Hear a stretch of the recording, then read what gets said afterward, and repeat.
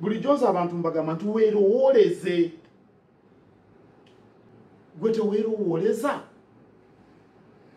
Omuganda agamba nti omulimba asanga mukkiriza. Goli kyagamba kyogenda nakyo.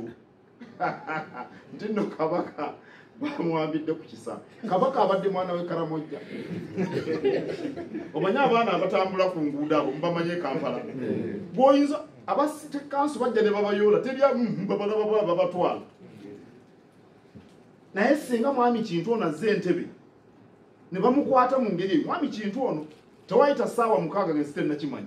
Waliwo omusajja ayambala galubindi bamukwatidde ku kisa. Naye Kabaka ssebo kati nga naawe otulwana embabane ng'ogendera ku ebyo. Gwe omutwe ogugwo gwagenzeewo. Taata wange yali musomesa. N'okola ensobi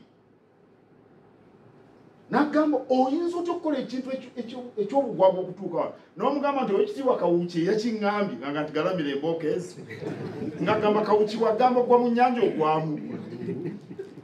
Bw'obanga gwe by'owulira by'ogenda nabyo olinagamba genda ogwe mu nnyanja ogwayo oba gwa mu kinnya ekyo ogwayo kubanga yagambye. Kati lwaki agamba ekikyamu naawe n'okikola?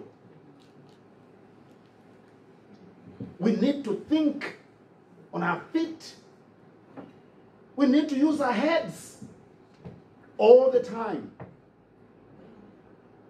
We need to talk less than we think. You think harder than you talk. Abantu abamu alowooza ebintu bibiri n'ayogera bina. Lowooza bina oyogere bibiri.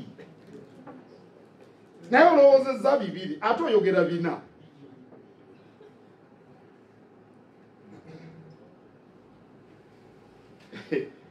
Mu Bwakabaka Katikkiro yabeera mwana wa Kabaka omukulu. Nze mukulu wammwe, nze nnyina obbagamba ebintu.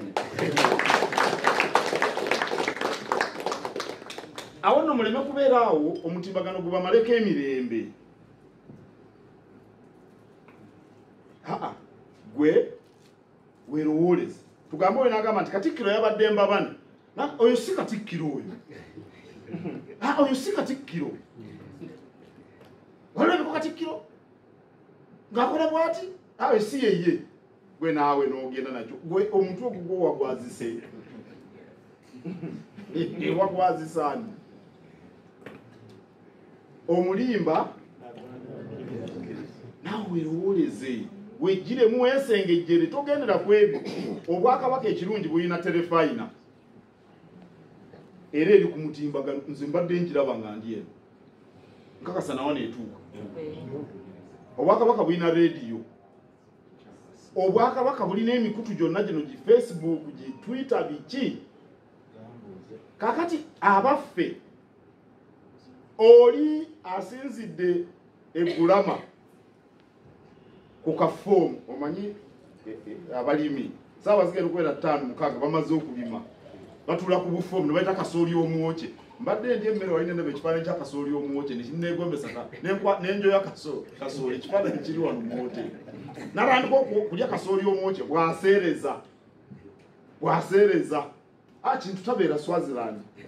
Nedda. Kati naawe n'oseereza ng'oli kugonja kabaate. Tujjemu ate tekinologiya bulijjo aba wa mugaso okusinziira gwe bw'omukozesa. Emmotoka bwe zaali zaakajja e Bulaaya abagagga baazirwanyisa. Simanyi oba mukimanyi. Kubanga e Bulaaya baakozesanga ambalaasi n'ebigaali. Era ensi z'e Bulaaya ezenkulu ezisinga kugenda mu bibuga ebikulu obuguudo bufundafunda kubanga bwayisanga bigaali. Kaakati naye ng'abalina embalaasi ate be bagagga. Abaavu bano abaabulijjo be balunda embalaasi, be bazinaaza, be baziyoolera obusa. Ne bakola emmotoka nga tebannakola tekinologiya ow'ekizoosi nga zireekaana.